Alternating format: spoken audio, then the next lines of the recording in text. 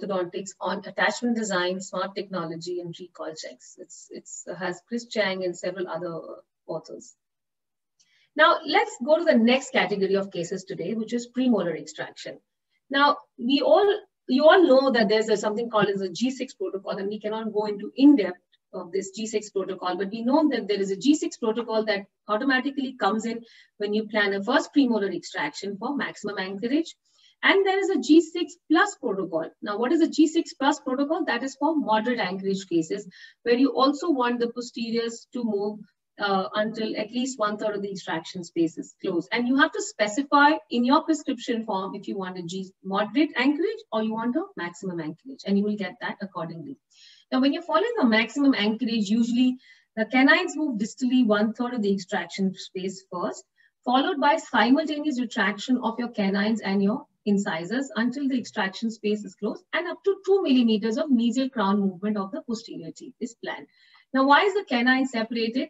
Because it helps the plastic to wrap individually around the canine and helps in more bodily movement versus tipping movement. Now, let's look at who you are. She's a 40-year-old female patient and came with the main concern of protrusion and crowding. She was a class 1 Bimax. She had upper and lower crowding. She did not have the ideal teeth. She had some weak teeth. She had some bone loss. She had a root canal that was needed, and she had a very convex profile. Now, she was a class 1 on both sides, but her lower incisors are not in a very good condition, particularly the lower right central incisor had recession and a lot of bone loss. The upper right second premolar was needing a root canal. And since she needed extraction, we decided to extract the teeth that were already not in a good condition, such as the upper right second premolar, one of the lower incisors, and the first premolar on the upper and the lower left side. Now, that was her the cephalogram. And in the OPG, these were the teeth that we decided to extract. So this was a very asymmetric extraction pattern, keeping the patient's condition and concerns in mind. So what the plan was to extract, align and level, retraction of the incisors, improve the profile, use of class 2 elastics for anchorage, and finish with well-coordinated arches, and try to finish with a class 1 occlusion with an ideal overjet and overbite. We know we're not going to get a good midline because we're removing a lower incisor, but we want to try and get everything else as close as possible. Now, that was the first ClinCheck plan. And when we look at this ClinCheck, we see these long conventional attachments that are automatically placed in any and every lower incisor extraction case. I have not placed them there. Also, a lot of these root control attachments on the right side, you'll not get a G6 if it's a second premolar extraction. Now, what's funny if you see is the upper posterior teeth are not mesializing at all. There is no mesial movement of the upper left posterior teeth. On the lower and the upper right posterior teeth. On the left side, you can see some amount of mesialization of the posteriors and distalization of the anteriors. And some amount of, some power ridges in the front. You can see from the superimposition tab that there is no mesialization, in fact, no movement of the upper and the lower right molars. Now we know that if something like that happens, it doesn't happen clinically. Why? Because you will have some amount of anchorage loss if you're not using tags. And it's not possible that it won't happen in the mouth, even if you build it in your ClinCheck. So what we need to know is we have to also build in that anchorage loss in our ClinCheck plans. Otherwise, we will get off tracking. So the changes that I did was I added attachments on my upper lateral incisors. This was kept the same. I did add IPR, and I will tell you why I have added IPR in different places. Also, if you see there are gaps opening up during movement of the lowers, that is for the plastic to wrap around each and every individual tooth for better control of the teeth. I did change attachments here because this was what can happen very commonly in these cases is mesialization or tipping of the upper molars, and to get better control, we added that. We added class 2 elastics, so hooks and cutouts. The IPR that you see in all the extraction spaces is ghost IPR. That means we will not be doing that IPR, but it is just to get a tighter contact in the extraction spaces at the end of treatment. And that was the amount of, now you see the movement is happening, mesial movement is also happening on the right quadrants. And of course, we finished with very reduced overbite in the front and hard contacts in the back. Again, because in an extraction case, you know that you will need more bite settling in your posteriors.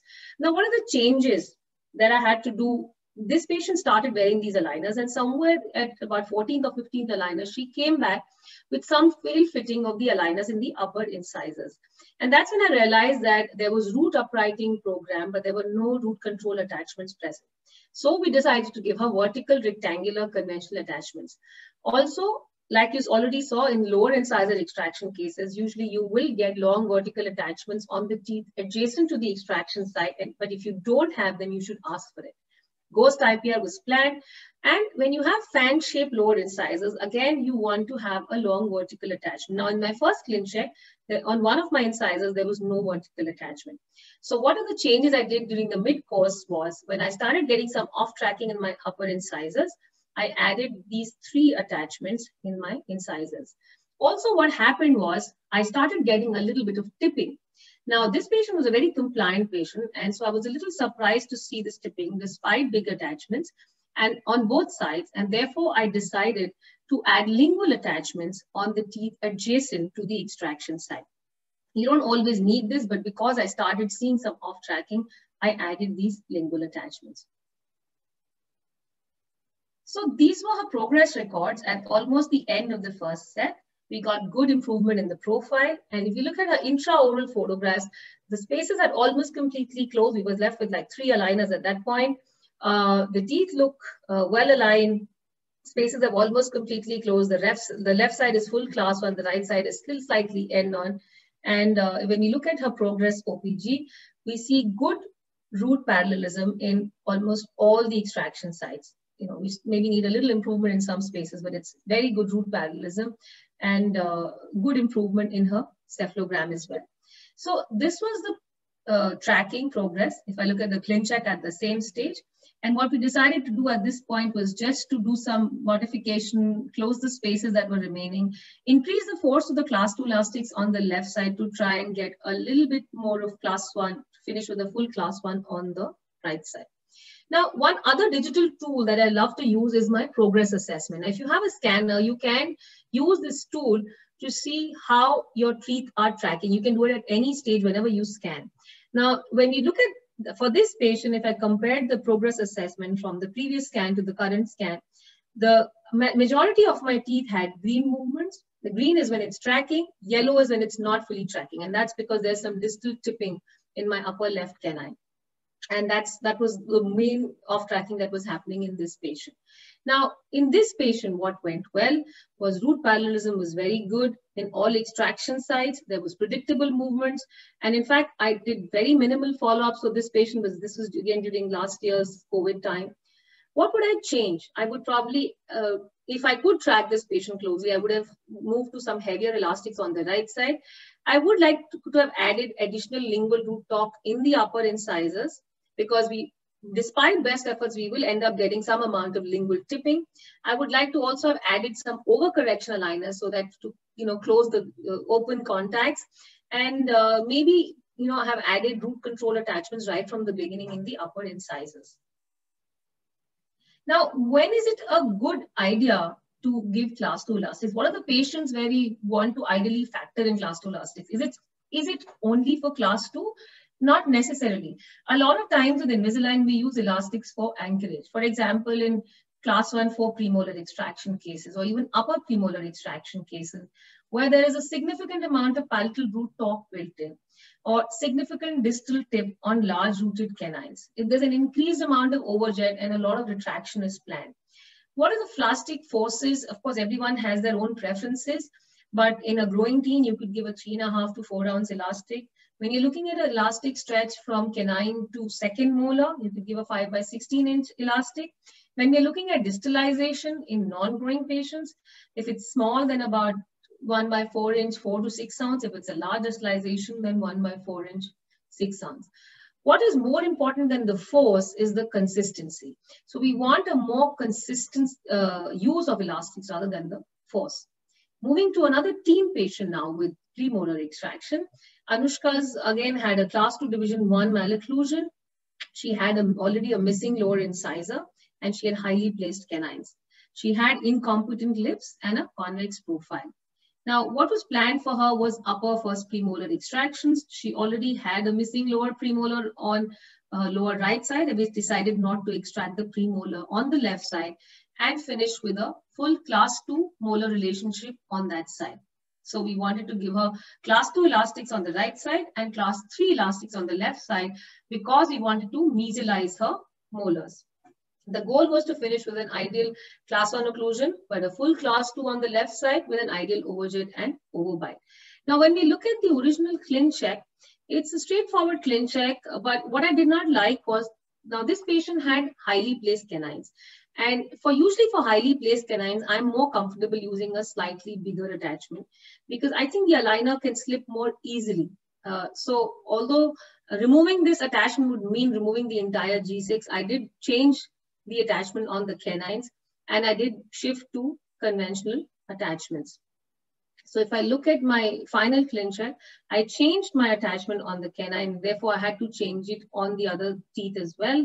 And we planned some class 2 elastics as well to help with retraction and extrusion of the highly placed canines.